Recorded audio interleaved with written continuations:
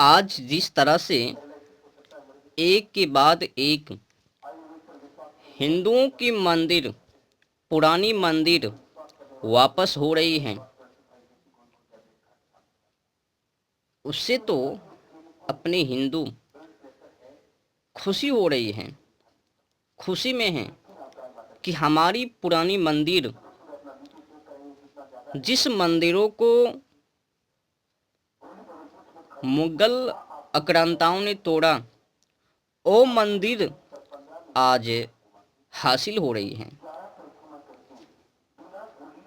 तो अपनी पुरानी मंदिरों की हासिल से अपने हिंदू खुश हैं। आज मंदिरों की हासिल से हिंदुओं में खुशी देखा जा रहा है। अद्भुत है। मैं भी खुश हूँ कि हमारी पुरानी मंदिर वापस हो रही है, पर उतना खुशी नहीं हूँ जितना कि आम हिंदू खुशी हैं। मुझे आज भी दुख है। दुख उस बातों से नहीं कि हमारी मंदिर, क्या बताऊं,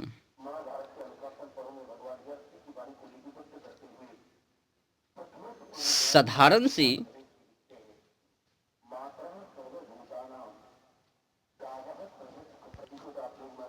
जानकारी से अवगत, उनमें कौन बड़ी सी बात है।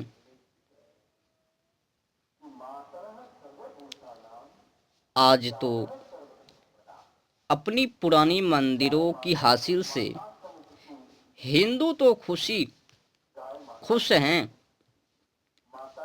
पर उनको सच्चाई पता नहीं है, सच्चाई से अवगत नहीं है। अगर हिंदू सच्चाई से अवगत होता ना, तो आज भी जिस तरह से गौ माता की मांस खाने वाले से दोस्ती है, वो कम से कम खत्म हो जाता। बिना जाने सोचे विचारे आज भी उन्हीं से दोस्ती, जो हर हमेशा हिंदुओं के चारों तरफ से मोर्चा को घेर जबह करने की ही मार्गों को ढूंढ रहे हैं।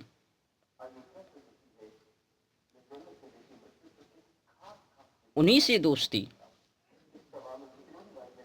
इस सब कालानामा कथा कथित का है। वही लोग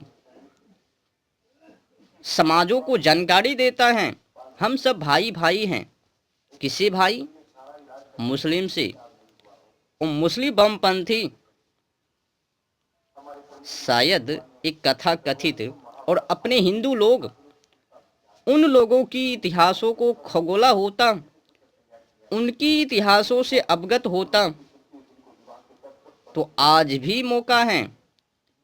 वर्तमान समय में पाकिस्तान में हिंदुओं के साथ क्या, अभी अभी बांग्लादेश में हिंदुओं के साथ क्या हो रहा है, किनको पता नहीं है। तो पर भी अपने देश में बैठ दोस्ती दोस्ती, अगर उतना ही दोस्ती है तो कह दो मुसलमानों से कि हमारी गौ माता को खाना बंद करो। देख लेता हूँ, कुछ ही परसेंट मुस्लिम लोग गौ माता को नहीं खाते हैं। 0.1% हो गए कि वो गौ माता को नहीं खाते हैं। बाकी जो 99.99% मुस्लिम हैं, वो तो गौ माता को काट कर खा रहे हैं।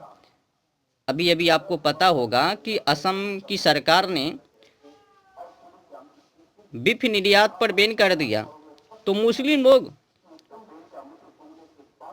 हल्ला बोल, आक्रमण धावा बोल दिया। वो कभी हिंदुओं का दोस्त हो ही नहीं सकता। उनके कुरानों में लिखा हुआ है, अल्लाह को जो ना माने काफिर शैतान कुफन, नापाक, उनको जहां पाओ वहीं पर खत्मा कर दो, खतना कर दो। जब तक तुम अल्प में हो, कम संख्या में हो, तो चुप रहो, मौन रहो। जो ही अल्पसंख्या में हो जाओ, जिस तरह से पाकिस्तान बांग्लादेश, ढाबा कर दो। अपने भी देश में कहीं कहीं जहाँ जहाँ पर कि इस्लामिक क्षेत्र हैं, उस क्षेत्रों में भी हिंदुओं के साथ बुरा बर्ताव। अपने देश में भी ऐसा नहीं कि पाकिस्तान और बांग्लादेश, ना जाने हिंदुओं कौन सी टेबलेट को खाकर इसमें पागल हैं।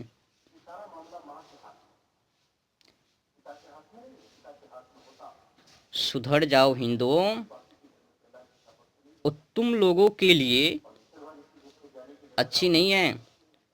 तुम तो उनसे दोस्ती करते हो और वो तुम्हारे साथ पीठ पीछे गजाड़ा। तुम तो उनको भाई कह रहे हो, पर तुमको वो दुश्मन, शैतान, कुफन, नापाक, तुम लोगों को जबह करने के लिए तैयारी कर रहे हैं और तुम उनसे दोस्ती कर रहे हो। क्या भूल गए मोहम्मद बिन कासिम से लेकर औरंगजेब तक की इतिहास? सब काला ड्रामा कथा कथितों की है। सही जानकारी से अवगत नहीं कर पाता है हिंदुओं को। राम जी के नाम से थकेंगे, खाएंगे, पिएंगे। कोई कृष्ण जी के नाम से ठकेंगे, गाएंगे स्टेज पर से, व्यास गद्दी पर से, छलिया का भेष बनाया, श्याम चूड़ी बेचने आया। ऐसा लगता है कि केवल श्याम जी चूड़ी ही बेचने के लिए पृथ्वी लोक पर अवतार लिए। कोई राम जी की कथा सुनाएंगे, करोड़ों करोड़ लूट ले जाएंगे, पर सच्चाई से अवगत नहीं करवाएंगे। शायद राम जी का ही उदाहरण लिया जाए। शायद राम जी की चरित्रों से हिंदुओं को अवगत करा दिया होता तो उससे भी ड्रामा खत्म हो जाता, पर नहीं। जब राम जी को वनवास किया, जब राम जी वनवास के लिए जा रहे थे तो उनको पता था। जब राम जी वनवास जा रहे थे तो उसने बाण धनुष भी लिया। क्यों लिया? तो उनको पता था कि हम जिस रास्ते से जा रहे हैं वन को, वनवास, उस रास्ते में ना जाने अनेक कुत्ते पागल मिलेंगे, जो कि हमें उस कुत्ते पागल से मुकाबला करना है। राम जी खाली ही हाथ वनवास नहीं गए। चाहते तो खाली हाथ जाते, वो तो वनवास जा रहे थे, पर वो ऐसा नहीं किया। वो वनवास गया तो सही, पर साथ में बाण धनुष भी ले गए। क्यों ले गए? क्योंकि उस रास्ते से पागल कुत्ते भी मिलने वाले थे, जो कि उनको साफ भी, सफाया भी करना था। पर एक कथा कथित राम जी का कथा कहेंगे, पर राम जी के चरित्रों को अपने चरित्रों में ग्रहण नहीं करेंगे। अपने चरित्रों में ग्रहण करके अपने हिंदुओं को सच्चाई से अवगत नहीं करवाएंगे, बस लूटेंगे। राम जी वनवास जा रहे थे तो ऐसे दुख हुआ, वैसे दुख हुआ, सब मिलावटी बातें परोसते रहते हैं, पर सच्चाई से हिंदुओं को दूर रखते हैं। हमें तो ये भी पाठ करवाया गया, अपने धर्माचार्य ने ये भी पाठ करवाया हिंदुओं को व्यास गद्दी पर से, गांव गांव जा जा के एक गाल पर दिया तो दूसरे गाल को आगे बढ़ा दो। टट्टी किया तो टट्टी करवा लो, थूक दिया तो थुकवा लो, थुकवा के निकल पड़ो। एक गाल पर दिया तो दूसरे गाल आगे बढ़ा दो। अहिंसा की पुजारी के नाम पर हिंसा करवाया। सच्चाई को दबाकर, झूठाई को बरस में लाकर कौन सी उपकार कर दी? आज भी कथा कथित केवल लूटने का ही हाल जान रहे हैं। हिंदुओं को बचाने की नहीं, धर्मों को बचाने की नहीं, आस्थाओं को बचाने की नहीं। उन लोगों को तो मतलब है ही नहीं संस्कृति से, धर्मों से, भगवान से, केवल लूट रहे हैं। अगर कथा कथित को आज भी धर्मों से, आस्था से, संस्कृति से, भगवान से मतलब होता तो वो जिस तरह से व्यास गद्दी पर से भाषण कर रहे हैं, भाई भाई, किसी ने कहा जो खाबे गौ का मांस ओ होबे हिंदू का दोस्त, कभी नहीं। गौ का मांस या फिर किसी भी जानवर पंछी की मांस, चाहे जो भी वामपंथी का हो, जो भी लोग जानवर पंछी को खा रहे हैं, गौ माता का मांस खा रहे हैं, वो कभी दो केंद्र से समझा जाए, सत्य और असत्य, सत्य और असत्य, सच्चाई यानी झूठाई, इन दोनों की दोस्ती आपस में नहीं हो सकती। सच्चाई और झूठाई की दोस्ती एक दूसरे से कभी नहीं हो सकता। क्या सच्चाई और झूठाई एक समान हो सकता है? जो मांस खा रहे हैं किसी भी जीव प्राणी, वो कभी सच्चाई के साथ एक क्षण पल के लिए भी नहीं ठहर सकता उनके साथ। क्या बात कर रहे हो? ये तो गौ माता का मांस, गौ माता भारतीय संस्कृति का पहचान, भारत की शक्ति, सनातन धर्मों की शक्ति, उनका मांस खा रहे हैं और उनको भाई कह रहे हैं। शायद भूल गया, पिछली इतिहासों को भूल गया। आज मैं वही इतिहासों से अवगत करवाऊंगा कि मुस्लिम शासक आक्रांताओं ने क्या किया। आज तो साधारण सी शब्दों में हम लोग जान रहे हैं, हिंदू लोग जान रहे हैं कि उसने तो मंदिर तोड़ा, मस्जिद का निर्माण करवाया, बस इतने तक ही। मंदिर हासिल हो गई तो बल्ले बल्ले खुशी हो रहे हैं। पर आज जो मैं जानकारी देने के लिए जा रहा हूँ ना, आंखों से आंसू उछल जाएगी, रोने के अलावा और कुछ नहीं। आज मैं आपको सच्चाई अवगत करवाऊंगा उस मंदिरों की घटना से। आज तो हम लोग साधारण सी शब्दों में जान रहे हैं कि मुस्लिम आक्रांता हमारी मंदिरों को तोड़ दी और वहां पर मस्जिदों का निर्माण। उतना ही छोटी सी घटना नहीं है, और बड़ी घटना है। केवल मंदिर मस्जिद ही नहीं करवाया, मंदिर को ही नहीं तोड़ा, मंदिरों के साथ 17 वर्षों से ऊपर जो हिंदू का खानदान, उनका भी खतना करवाया। साथ साथ में जो 17 वर्षों से नीचा का माता हो, बहन हो, उनको बंदी बनाया, गुलाम बनाया और उनका व्यापार किया गया। आज मैं उन लोगों की आक्रांताओं से अवगत करवाऊंगा। चलते हैं इतिहास की ओर। तो शुरुआत अरबों से। यह सत्य है कि भारत पर पहला मुस्लिम आक्रमण अरबों ने किया, जिसका नेतृत्व मोहम्मद बिन कासिम ने किया था। यह हमला सन 711 में हुआ था। उसने सिंध पर विजय प्राप्त की। इस पहले मुस्लिम आक्रमण का परिणाम देश पर अस्थायी अधिकार के रूप में जमाने नहीं आया, क्योंकि बगदाद के खलीफा को, जिसके आदेश और आह्वान पर यह हमला हुआ था, 9वीं शताब्दी के मध्य में सिंध के इस सुदूर प्रांत से अपना प्रत्यक्ष नियंत्रण हटाने पर बाध्य होना पड़ा था। इसके बाद सन 1001 में गजनी के मोहम्मद के भीषण आक्रमणों का तंत लग गया। मोहम्मद की मृत्यु 1030 में हो गई, परंतु 30 वर्षों की अल्पावधि में ही उसने भारत पर 17 बार आक्रमण किया था। उसके बाद 1173 में मोहम्मद गौरी ने भारत पर आक्रमण किया। वह 1206 में मारा गया। 30 साल तक गजनी के मोहम्मद ने भारत को रोदा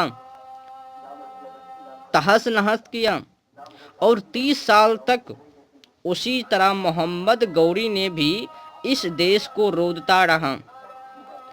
समझ में आ रही है? हम लोग तो साधारण से जान रहे हैं कि हम हिंदुओं के साथ किया ही क्या वो मुस्लिम आक्रांताओं ने। आज मैं आपको मुस्लिम की आक्रांताओं से अवगत करा रहा हूं। उसके बाद चंगेज खान के मंगलो झुंडों ने धावे बोले। ये आक्रांता 1221 में आए। तब उन्होंने भारत की सीमाओं पर ही आक्रमण किए, भीतर प्रविष्ट नहीं हुए। लेकिन 20 वर्ष बाद उन्होंने लाहौर पर धावा बोला और उसे लूटा। उन हमलों में से सर्वाधिक भीषण हमला 1398 में तैमूर लंग के नेतृत्व में हुआ था। उसके बाद बाबर के रूप में एक नया आक्रांता उभरा, जिसने 1526 में भारत पर हमला किया। 2 और आक्रमण भी हुए हैं। 1738 में आक्रांता नादिर शाह के नेतृत्व में पंजाब पर चढ़ दौड़े। उनका यह आक्रमण नदी में आई भीषण बाढ़ या फिर सागर के रुद्र रूप जैसा था। उसके बाद 1761 में अहमद शाह अब्दाली ने भारत पर हमला किया। उसने पानीपत में मराठों की सेनाओं को पराजित किया और हिंदुओं द्वारा मुस्लिम आक्रांताओं के हाथों गंवाए गए आधार को पुनः प्राप्त करने के लिए होने वाले प्रयासों की हमेशा के लिए कमर तोड़ डाली। मुस्लिम हमले मात्र लूटमार अथवा विजय की आकांक्षा से प्रेरित होकर ही नहीं किए गए। इनके पीछे एक और उद्देश्य भी था। मोहम्मद बिन कासिम ने सिंध पर जो हमला किया उसका स्वरूप दंडात्मक भी था।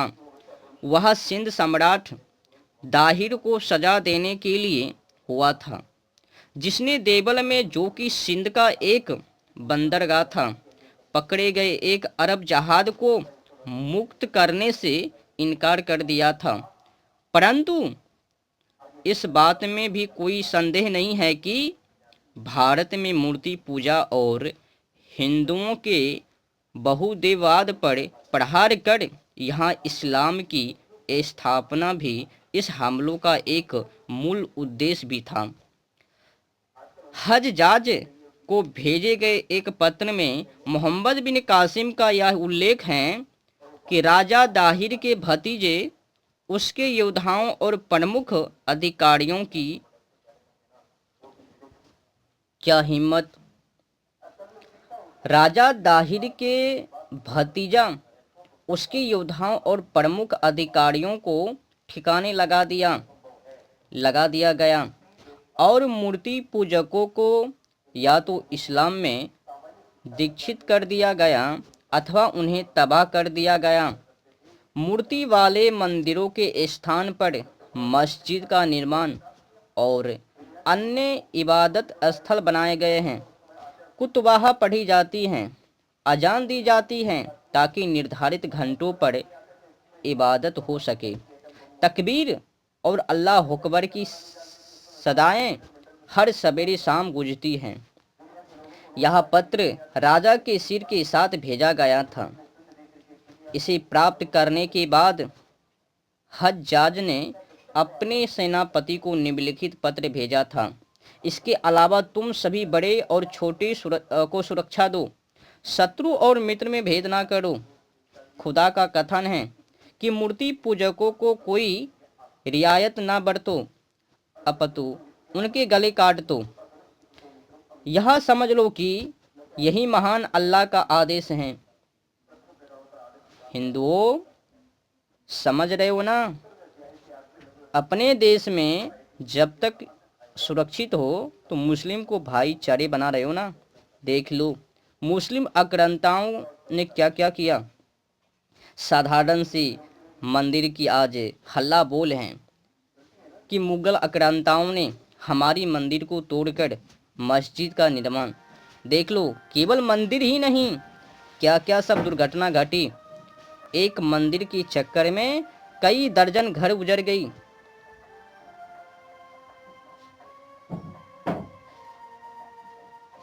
तुम्हें अभयदान देने के लिए तुरंत तैयार नहीं होना चाहिए, क्योंकि इससे तुम्हारा काम और बढ़ जाएगा। इसके बाद उन दुश्मनों के अलावा जो सामान्य सैनिक हैं, किसी को ना बख्शो।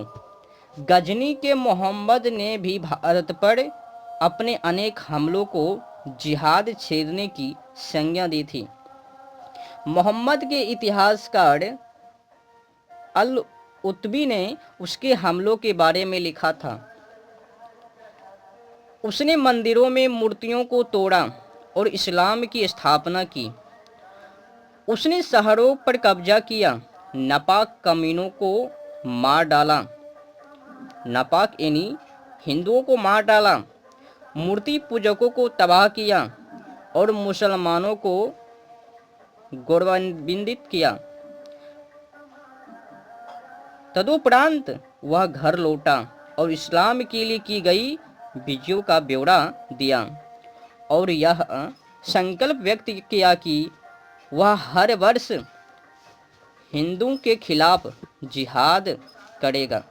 मोहम्मद गौरी भी भारत पर हमलों में उसी धार्मिक जोश से प्रभावित था। इतिहासकार हसन निजामी ने उसके क्रियाकलाप का विवरण इन शब्दों में दिया है।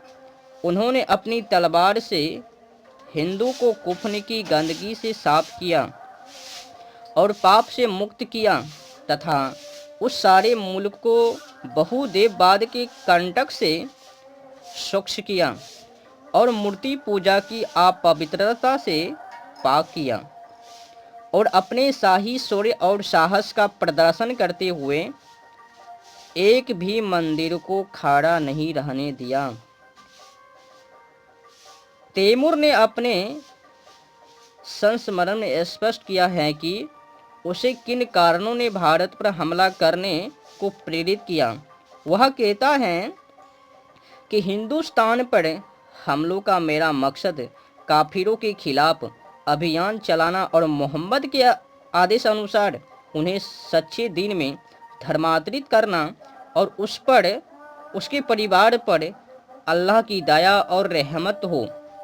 उस धरती को मिथ्या अवस्था और बहुदेववाद से पवित्र करना है। उनके हिसाब से, मुस्लिम के हिसाब से हिंदू नापाक, कुफन, शैतान, बदमाश और गौ का मांस खाने वाले, अत्याचारी, निर्दोष को तबाह करने वाले वो अपने आप को पाक समझ रहे हैं। और हम हिंदू आज खुशी खुशी में कह रहे हैं कि हमारी मंदिर वापस हो रही है। इस कहानी को सुनकर, इतिहासों से अवगत होकर आंखों में आंसू के सिवा और क्या है। तथा मंदिरों और मूर्तियों का विध्वंस करना, हम गाजी और मुजाहिद हो गए और अल्लाह की नज़र में सहयोगी और सैनिक सिद्ध हो गए।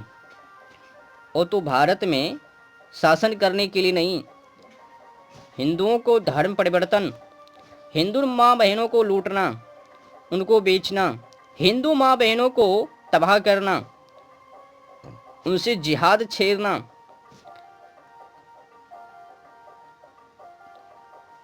वो अपने आप को खुद ही कह रहे हैं ना कि हम सैनिक सिद्ध हो गए, इसीलिए मैंने भारत पर आक्रमण किया, अल्लाह की नज़र में मैं सैनिक।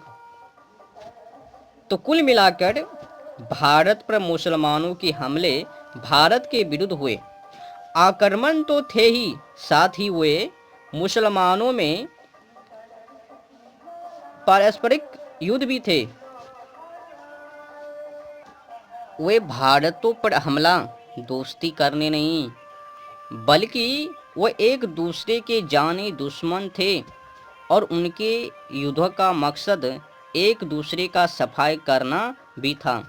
मगर जिस बात को दिमाग में रखना महत्वपूर्ण है वह यह है कि अपने इन सभी विवादों का और संघर्षों के बावजूद वे सभी इस एक सामूहिक उद्देश्य से प्रेरित थे।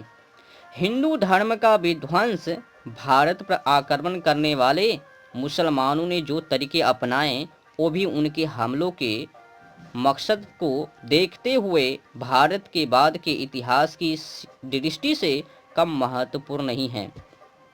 मोहम्मद बिन कासिम ने मजहबी जोश के साथ जो हमला कार्य किया वह था केवल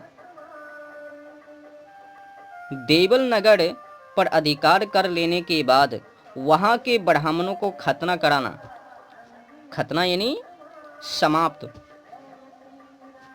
परंतु जब उसे यह पता चला कि वे इस तरह के धर्मांतरण पर आपत्ति उठा रहे हैं तो उसने 17 वर्ष के अधिक की आयु वाले सभी लोगों को बंद करा दिया और यह आदेश दिया कि अन्य सभी को, जिनमें औरतें और बच्चे भी शामिल थे, गुलाम बना लिया गया।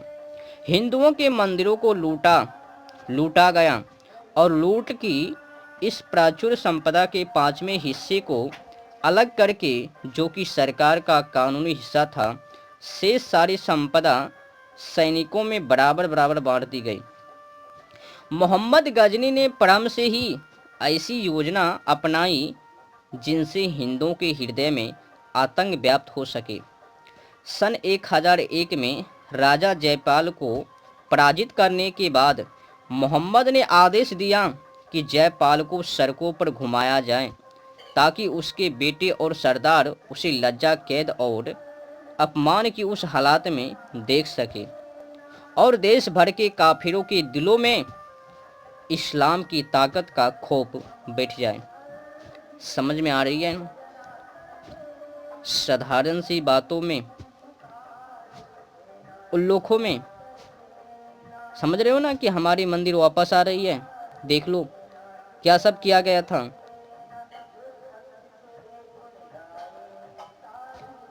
तो काफिरों का संहार एक ऐसी बात थी जिसमें मोहम्मद को खास तौर के आनंद का अनुभव होता था।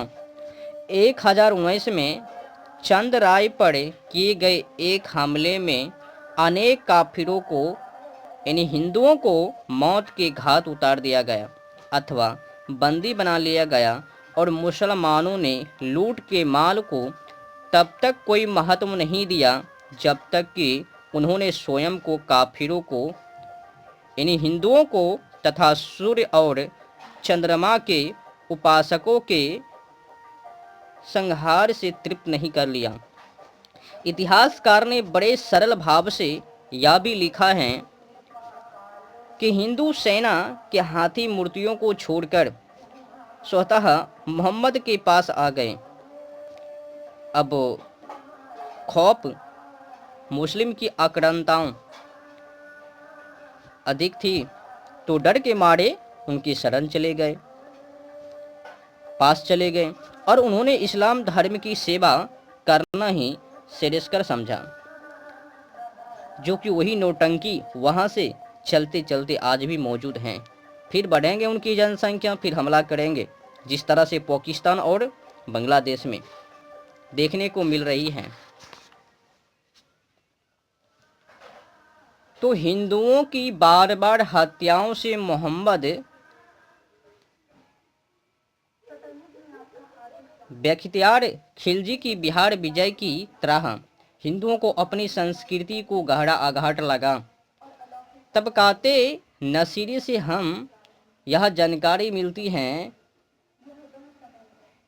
कि जब उसने नूंदिया पर कब्जा कर लिया तो क्या हुआ। विजेताओं ने भयंकर लूटपाट की। वहां के अधिकांश निवासी ब्राह्मण थे जिनके सिर मुंडे हुए थे, उनके मौत के घाट उतार दिया गया।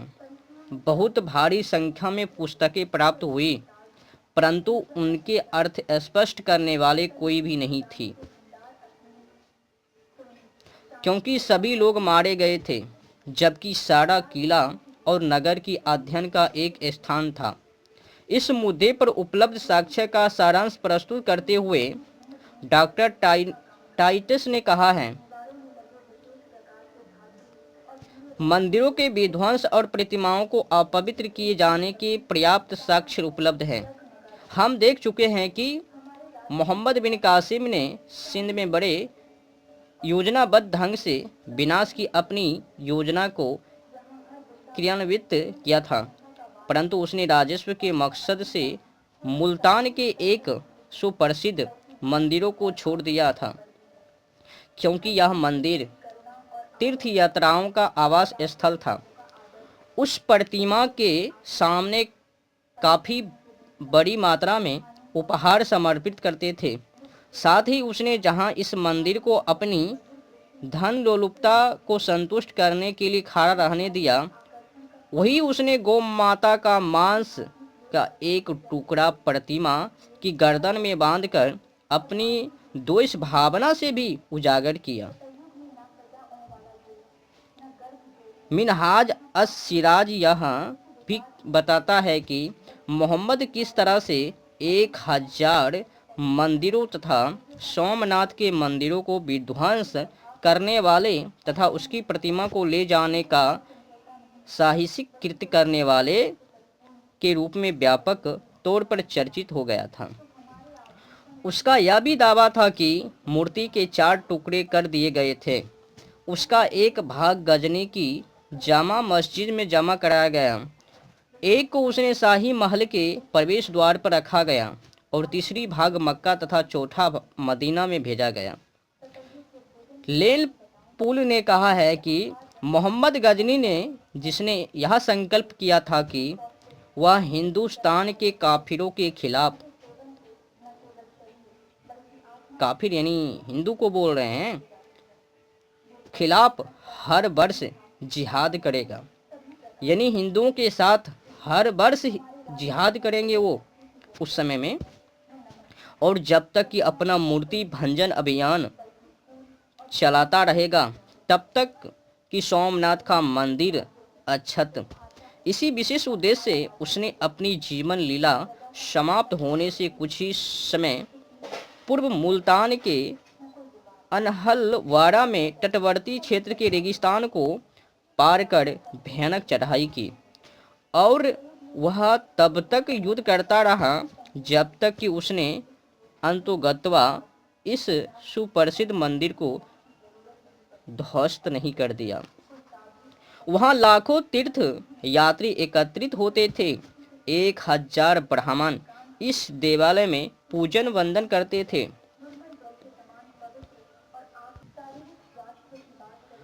और इसके बाद कोष की रक्षा भी करते थे। सैकड़ों नर्तक और गायक उसके द्वार पर अपनी कला का प्रदर्शन करते थे। इसके अंदर सुप्रसिद्ध लिंग था जो पाषाण का एक स्थूल स्तंभ था। उस पर हीरे जवाहरात जड़े हुए थे और वह रत्न जड़ित दीपाधार से सजे धजे थे, और इस देवालय को महिमा मंडित करते थे। उसकी प्राचीरों पर काफिर ब्राह्मणों के झुंड एकत्रित रहते थे जो उन विदेशी काफिरों के निष्फल दर्प का परिहास करते थे, जिनके बारे में वो सोचते थे कि उन्हें सोमनाथ भगवान सुनिश्चित रूप से ले लेंगे। विदेशी निर्द्वंद दीवारों पर चढ़ गए। भगवान अपने सेवकों की प्रार्थना पर भी मुख बना रहा। 50,000 हिंदुओं ने अपनी आस्था के कारण यातना भोगी। समझ में आ रही है ना? आज तो आसानी से कह रहे हो ना कि हमारी मंदिर वापस हो रही है, हमें गर्व महसूस है, खुशी है।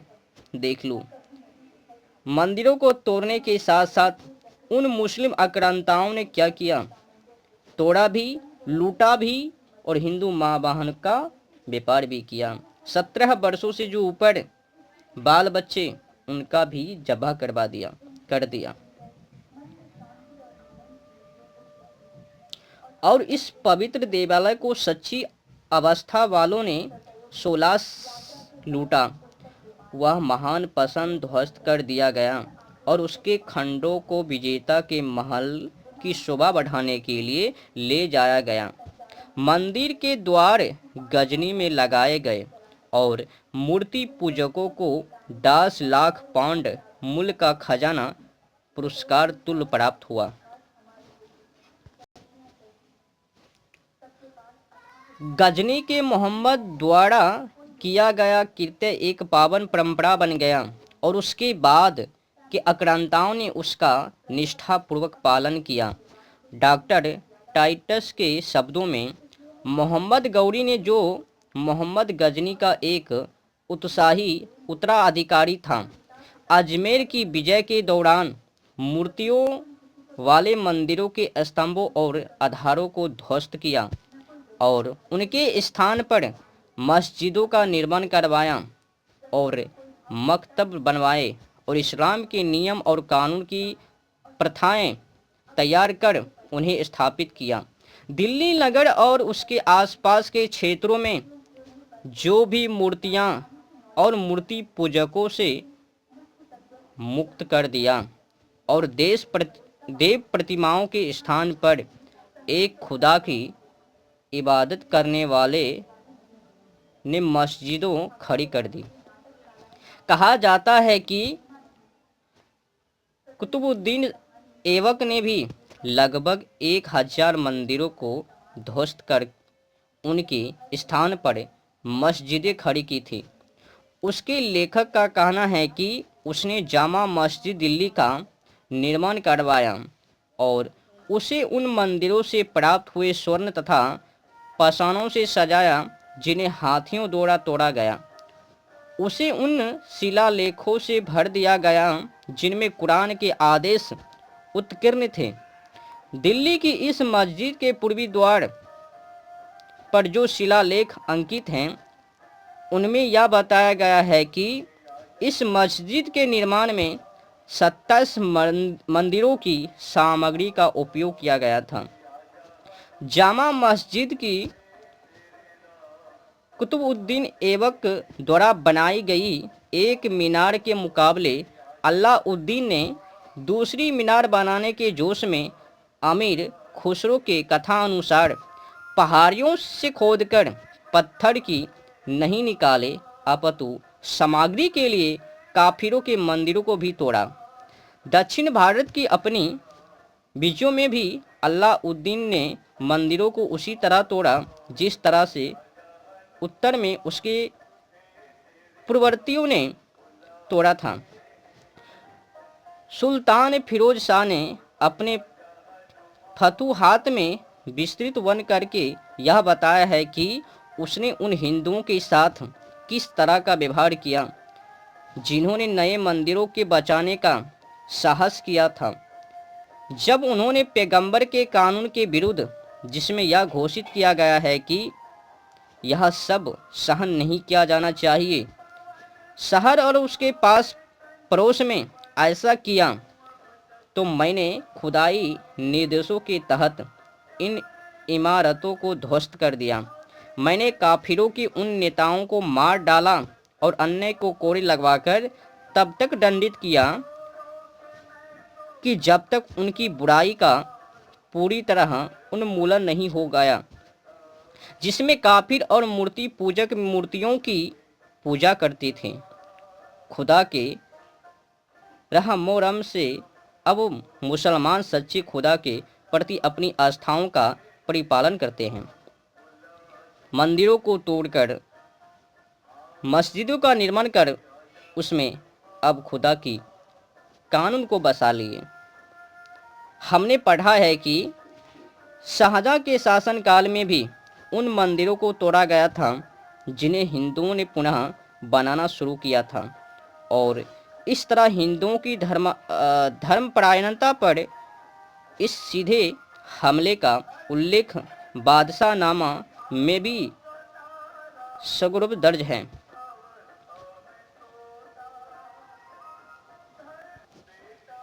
इतिहासकार कहता है कि बादशाह का ध्यान इस ओर दिलाया गया कि पिछले अकबर के शासन के दौरान अनेकों मंदिरों का जिनमें मूर्तियां हैं, बनारस में निर्माण शुरू हो गया था, जो अपूर्ण है। वह कुफन का सौदृश केंद्र है। काफिर अब उन्हें पूरा करने के इच्छुक हैं। बादशाह सलामत, जो दीन के रक्षक हैं, ने आदेश दिया कि बनारस और उनकी पूरी सल्तनत में हर जगह उन मंदिरों को गिरा दिया जाए जिनका निर्माण शुरू हुआ था।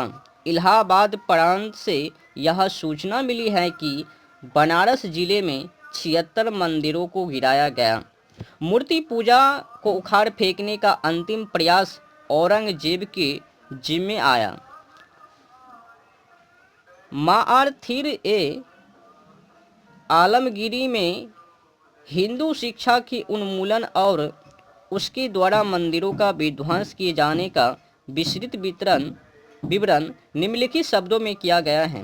अप्रैल 1669 में औरंगजेब को यह ज्ञात हुआ है कि ठट्ठा, मुल्तान और बनारस प्रांतों, खास तौर पर अंतिम में मूर्ख ब्राह्मण अपनी पाठशालाओं में तुच्छ पुस्तकों की व्याख्याएं करते हैं और शिष्य, जिनमें मुसलमान और हिंदू दोनों हैं, लंबी दूरी तय कर वहां जाते हैं। परिणामतः दीन के निगाहबान ने सभी प्रांतों के सूबेदारों को यह आदेश दिया कि वे काफिरों को पाठशालाओं और मंदिरों को निसंकोच गिरवा दे और उन्हें यह काम भी सौंपा गया कि वे मूर्ति पूजा की शिखा और चलन को पूरी तरह से रोक दे। बाद में दीन के रक्षक को यह बताया गया कि सरकारी अधिकारियों ने बनारस के विश्वनाथ मंदिर को ध्वस्त कर दिया है। जैसा कि डॉक्टर टाइटस ने ही लिखा है कि मोहम्मद और तैमूर जैसे आक्रांताओं बलात् धर्मांतरण के बजाय आर्थिक भावना अर्थात लूटपाट से धन संग्रह बंदी बनाए लोगों को गुलाम बनाने और धर्मांतरण का तलवार से काफिरों को दोखज भेजने पर ही ज़्यादा ध्यान देते थे। परंतु जब शासक स्थायी तौर पर बस गए तो धर्मांतरितों का विश्वास पाना सर्वोच्च महत्व बन गया। राज की नीति का यह एक भाग ही बन गया कि सारे देश का धर्म इस्लाम ही बनाया जाए। कुतुबुद्दीन ऐबक ने, जिसकी ख्याति मंदिरों को तोड़ने में लगभग उतनी ही थी जितनी 12वीं शताब्दी के अंतिम चरण और 13वीं शताब्दी के प्रारंभ में मोहम्मद की थी, धर्मांतरण के लिए ताकत का सहारा भी अक्सर लिया गया था। एक दृष्टांत दिया जा सकता है कि जब वह 1194 में कोइल अलीगढ़ पहुंचा तो तोप खाने में जो लोग चतुर और निपुण थे उन्हें इस्लाम में दीक्षित कर लिया गया और अन्य लोगों को तलवार से मौत की घात उतार दिया गया। तो धर्मांतरण के बाध्य करने हेतु जो कठोर कदम उठाए गए वे अनेकानेक थे। एक हृदय विदायक मामले का उल्लेख फिरोज शाह के शासनकाल 1351-1388 का है। दिल्ली के एक ब्राह्मण पर आरोप लगाया गया कि वह अपने घर में मूर्तियों की पूजा करता है और यह भी एक वह मुस्लिम महिलाओं को काफिर बना रहा है। उसको पकड़ा गया और उसका मामला न्यायाधीशों के, चिकित्सकों को, बुजुर्गों और वकीलों के समक्ष पेश किया गया। उन्होंने उत्तर दिया कि कानून के प्रावधान सुस्पष्ट हैं, ब्राह्मण या तो मुसलमान बन जाए अथवा उसे जला दिया जाए। उसे सच्चे दिन से अवगत करा दिया गया है और सही राह भी उसे दिखा दी गई है, परंतु उसने उसे मानने से इनकार कर दिया। परिणाम स्वरूप सुल्तान के आदेश से उसे जला दिया गया। और टिप्पणीकार ने लिखा है कि कानून और इंसाफ के प्रति सुल्तान के गहन लगाव को देखो कि किस तरह से वह उसके आदेशों से तनिक भी नहीं दिखते। मोहम्मद ने मंदिरों ही नहीं तोड़े, अपितु जिन हिंदुओं पर उन्होंने विजय प्राप्त की थी उन्हें गुलाम बनाना भी उन्होंने अपनी नीति बना ली। डॉक्टर टाइटस के शब्दों में इस्लाम के भारत से संपर्क में आने की प्रारंभिक अवधि में ही न केवल काफिरों को संहार और उनके मंदिरों का विध्वंस ही किया गया, अपितु जैसा कि हमने देखा है कि पराजितों में से अनेक गुलाम भी बना लिए गए। इन आक्रमणों में लूट के माल का सरदारों और सामान्य सैनिकों के बीच बंटवारा एक विशेष आकर्षण था। प्रतीत होता है कि मोहम्मद ने काफिरों के संहार, उनके मंदिरों और पुजारियों की संपदा की लूट को अपने महलों का एक विशेष उद्देश्य बना लिया गया था। बताया जाता है कि अपने पहले हमले में ही वह बहुत अधिक लूट का माल और आधे लाख सुंदर पुरुष और महिलाओं को गुलाम बनाकर गजनी ले गया था। 1070 में जब मोहम्मद ने कन्नौज पर कब्जा किया तो उसने इतनी अधिक संपदा लूटी और लोगों को बंदी बनाया कि उनकी गणना करने वालों की उंगलियां थक गई। 1019 के आक्रमण के बाद गजनी और मध्य एशिया में भारतीय गुलाम कितने आम हो गए थे उसका विवरण करते हुए उस समय का एक इतिहासकार कहता है कि बंदियों की संख्या का अनुमान इस तथ्य से लगाया जा सकता है कि हर गुलाम को 2 से 10 दिरहम तक बेचा गया। बाद में से गजनी ले जाए गए और सुदूर नगरों से व्यापारी उन्हें खरीदने आए और गोरे और काले धनी और निर्धन एक सांझी दास्ता में जकड़ लिए गए। सन 1202 में जब कुतुबउद्दीन ने काला रेंजर पर अधिकार कर लिया, मंदिरों को मस्जिदों में बदलने और मूर्ति पूजा का नाम निशान मिटाने के बाद 50,000 लोग गुलामी के बंधन में जकड़े गए और मैदान हिंदुओं से ठसाठस भरा काला सा दिखाई देने लगा। जिहाद में जो हिंदू पकड़े जाते गुलामी ही उनका प्रबंध बनती थी, परंतु जब यह युद्ध नहीं होता था तब भी हिंदुओं का अपमान मुस्लिम आक्रांताओं द्वारा अपनाए गए हथकंडों का कम महत्वपूर्ण भाग नहीं था। अलाउद्दीन के शासनकाल में 14वीं शताब्दी के प्रारंभ में कुछ इलाकों में हिंदुओं ने सुल्तान को काफी परेशान किया था। अतएव उसने उन पर ऐसा कर लगाने का फैसला किया जिससे वे पुनः विद्रोह करने का साहस न कर सके। हिंदुओं को इस स्थिति में ला दिया गया था कि वे सवारी के लिए घोड़ा नहीं रख सके, ना ही अच्छे वस्त्र पहन सके और ना ही जीवन का कोई और सुख उपयोग कर सके। जजिया कर लगाए जाने के बारे में डॉक्टर टाइटस कहते हैं, हिंदुओं द्वारा जजिया का चुकाया जाना मुसलमानों, बादशाहों और शाहों के शासनकाल में भारत में विभिन्न भागों में न्यूनाधिक नियमित ही था। हालांकि कानून अक्सर मात्र सिद्धांततः निर्भर था, परंतु अंततः यह महान अकबर के शासनकाल के 9वें वर्ष 1665 में सारे मुगल साम्राज्य में हटा दिया गया, जबकि इससे पहले यह 8 शताब्दियों से भी अधिक तक भारत में मुसलमान शासन का एक बुनियाद हिस्सा बना रहा था। लेन पुल कहते हैं कि हिंदुओं पर कर उनकी भूमि के उत्पादन में से आधा तक था और उन्हें अपनी सभी भैंसों, बकरियों और अन्य दुधारी पशुओं पर भी कर चुकाना पड़ता था। धनी और निर्धन सभी को प्रति एकड़ और प्रति पशु की दर से समान रूप से कर चुकाना होता था। कोई भी संग्राहक या अधिकारी जो रिश्वत लेता था उसे सरसरी तौर पर सुनवाई के बाद बर्खास्त कर दिया जाता था और उसकी बेतों चिमटों से पिटाई की जाती थी और मुश्के और हथकड़ियों, बेड़ियां डालने जैसी कड़ी सजा दी जाती थी। नए नियमों को कड़ाई से लागू किया जाता था, ताकि एक राजस्व अधिकारी 20 विशिष्ट हिंदुओं को शिकंजे में कसकर उन पर घूसों से प्रहार करे और वसूल कर सके।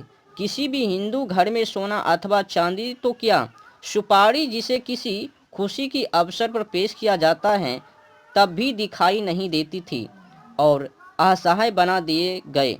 देहज अधिकारियों की पत्नियों को मुस्लिम परिवारों में नौकरी करके गुजारा करना पड़ता था। राजस्व अधिकारियों को प्लेग से भी ज़्यादा घातक माना जाने लगा था और किसी का भी सरकारी लिपिक बनाया जाना तो मौत से भी बुरा माना जाता था। यहाँ तक कि कोई हिंदू ऐसे किसी व्यक्ति से अपनी बेटी का विवाह नहीं करना चाहता था। उस समय के इतिहासकार का कथन है कि ये राजगनाएं इतनी कठोरता से लागू की गई थी कि चौकीदार खूंट और मुकद्दम घोड़े की सवारी नहीं कर सकते थे, हथियार नहीं रख सकते थे, न ही अच्छे कपड़े पहन सकते थे और पान भी नहीं चबा सकते थे। कोई भी हिंदू अपना सिर नहीं उठा सकता था। वसूली करने के लिए घूसे मारा जाना, माल भत्ता जब्त किया जाना और कैद और बेड़ियों डाले जाने आदि सभी तरीका अपनाए जाते थे। यह सब कुछ सनक अथवा नैतिक विकृति मात्र का ही परिणाम नहीं था। जो कुछ किया जाता था वह व्यापक तौर पर इस्लाम के रहनुमाओं की हाकिमों के रूप में सोच के अनुरूप होता था। सुल्तान अलाउद्दीन ने मुस्लिम कानून के अंतर्गत हिंदुओं की स्थिति के बारे में काजी से सवाल किया तो काजी ने इन्हीं विचारों को भली भांति स्पष्ट किया था कि उसने कहा था, उन्हें खिराज कर अदा करने वाला कहा जाता है और जब राजस्व अधिकारी उसने चांदी मांगे तो उन्हें बिना सवाल उठाए अति निर्ममता और आदर व्यक्त करते हुए सोना देना चाहिए। यदि अधिकारी उनके मुंह में मैला फेंके तो उन्हें संकोच किए बिना अपना मुंह खोलकर उसे ले लेना चाहिए।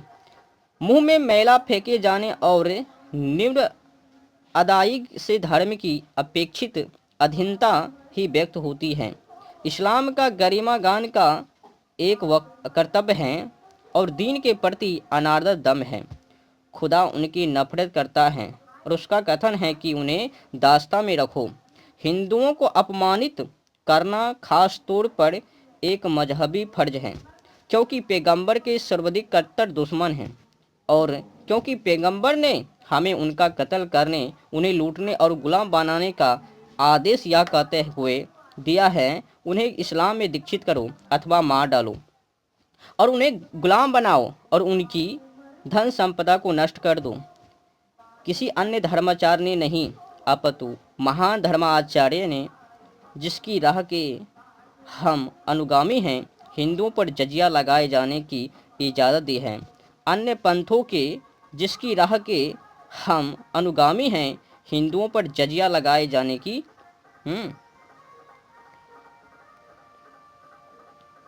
इजाज़त दी है। अन्य पंथों के जिसकी राह के हम अनुगामी हैं,